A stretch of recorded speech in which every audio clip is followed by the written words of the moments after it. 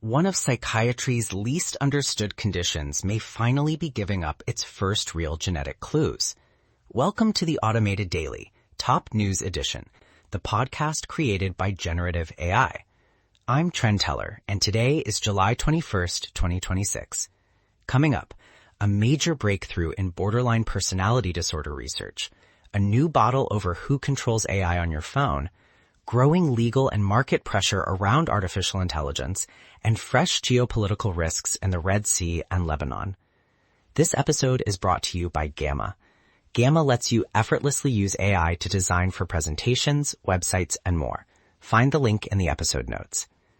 We start with health and science, where researchers say they have found the first solid genetic clues tied to borderline personality disorder, or BPD. In the largest study of its kind, scientists combined data from more than 12,000 people with the condition and over 1 million without it.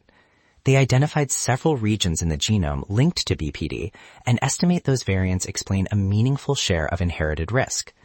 That does not mean BPD is simply written in DNA, but it does move the disorder closer to the level of biological understanding already seen in conditions like schizophrenia and bipolar disorder.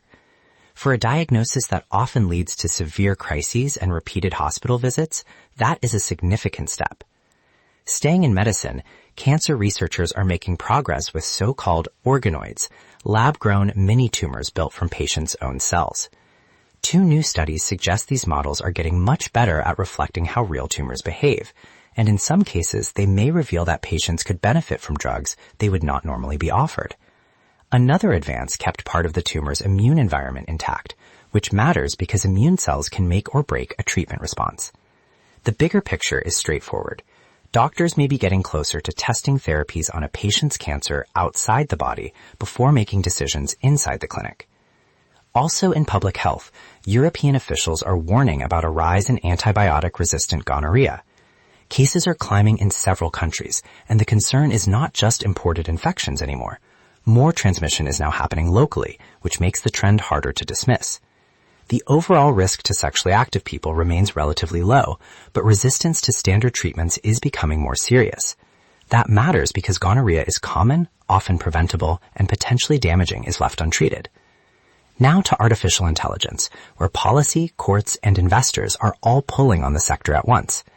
In Europe, regulators want Apple and Google to open their smartphone systems to rival AI assistants. The idea is to give users more choice and stop the biggest platform owners from locking mobile AI to their own tools. Apple and Google say the trade-off is privacy and security, arguing that deeper access for outside assistants could expose sensitive data and permissions. This is shaping up as a major fight over the future of the smartphone, whether your device remains tightly controlled by its maker or becomes a more open battleground for AI agents like ChatGPT, Gemini, and whatever comes next. At the same time, one of the biggest legal fights over AI training has reached a milestone. A federal judge approved Anthropic's $1.5 billion settlement with authors who accused the company of using their books without permission to train Claude.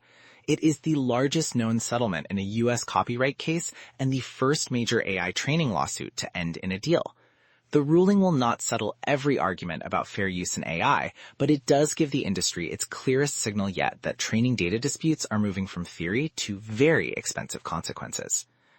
And on Wall Street, the mood around AI is cooling a little.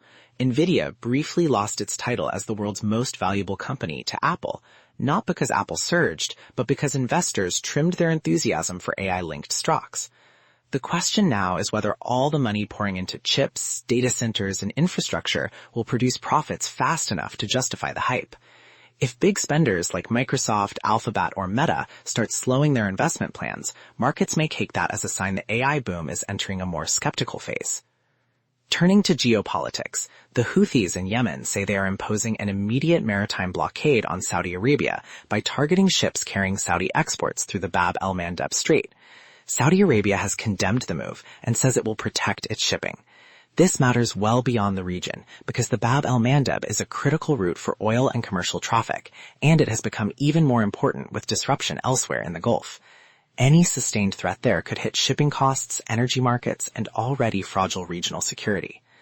In Lebanon, the army has moved into a southern town after an Israeli withdrawal, in what is being framed as the first real test of a U.S.-backed pilot plan. The idea is for Lebanese forces to reassert control in parts of the south, while Hezbollah's weapons presence is pushed back and Israel withdraws in stages. It is an ambitious plan in a badly damaged area where trust is in short supply. If it works, it could strengthen the Lebanese state and stabilize part of the border. If it fails, it could expose just how fragile the current ceasefire framework really is. And finally, a quick stop in theoretical physics. A new study argues that gravity and entropy may be connected in a way that helps explain how the universe became more structured over time without breaking the second law of thermodynamics.